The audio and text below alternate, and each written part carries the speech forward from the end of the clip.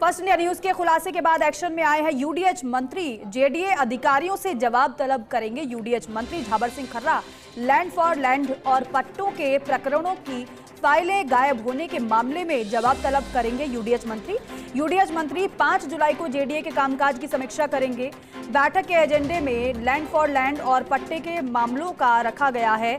मामला अधिकारियों को बताना होगा पिछले 3 वर्षों में जोन वार कितने पट्टे किए गए जारी, लैंड फॉर लैंड के कितने प्रकरणों में भूमि की गई है आवंटित और इन प्रकरणों की कितनी फाइलें गायब हो चुकी हैं।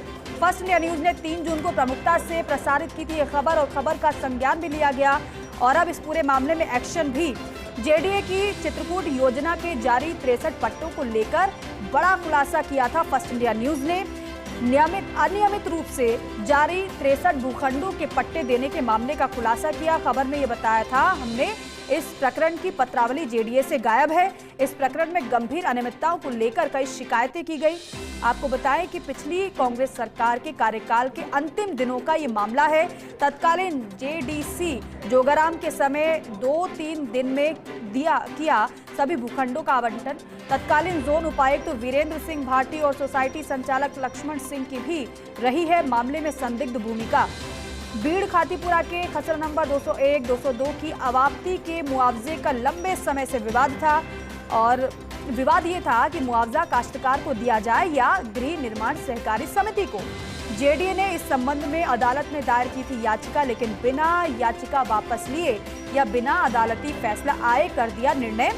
जेडीए ने खुद ही गैरकानूनी रूप से सहकारी समिति के पक्ष में निर्णय कर दिया और आनंद फानन में आवंटित कर दिए। चित्रकूट में बेशकीमती 63 भूखंड सदस्यता सूची में मूल सदस्यों के नाम बदले जाने की हुई थी कई शिकायतें। एसोसिएट एडिटर अभिषेक श्रीवास्तव हमारे साथ जुड़ रहे हैं। अभिषेक, हमने खबर दिखाई, खबर का संज्ञान भी लिया गया। अब एक्शन में यूडीएच मंत्री झाबर सिंह खर्रा नजर आ रहे हैं। बिल्कुल दीपिका, 3 जून को फर्स्ट इंडिया न्यूज ने खबरें प्रसारित की थी जिसमें यह बताया गया था कि किस तरह से चित्रकूट योजना में अनियमित तरीके से पुराने मुआवजे के मामले में 63 भूखंड जारी किए गए और इसमें किस तरह से गड़बड़ी की गई। उसके बाद जो 5 जुलाई को मंत्री मीटिंग लेने वाले हैं उसमें ये प्रमुख एजेंडा है। उसमें बैठक में जेडीए अधिकारियों से जवाब तलब किया जाएगा कि पट्टे और लैंड फॉर लैंड के कितने मामले पेंडिंग हैं और कितने मामलों में पट्टे जारी किए गए, कितने मामलों में लैंड फॉर लैंड में भूमि दी गई और कितने प्रकरण जो है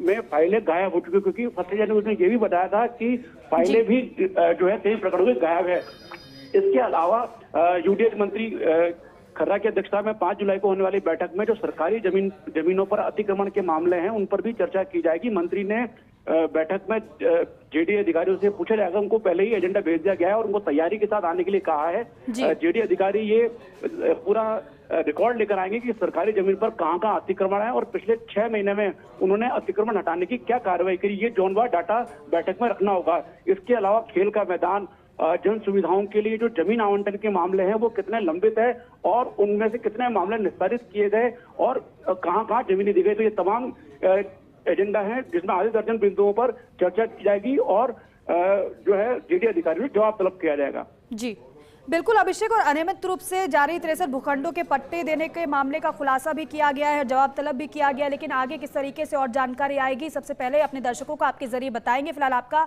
बहुत शुक्रिया जानकारी के लिए।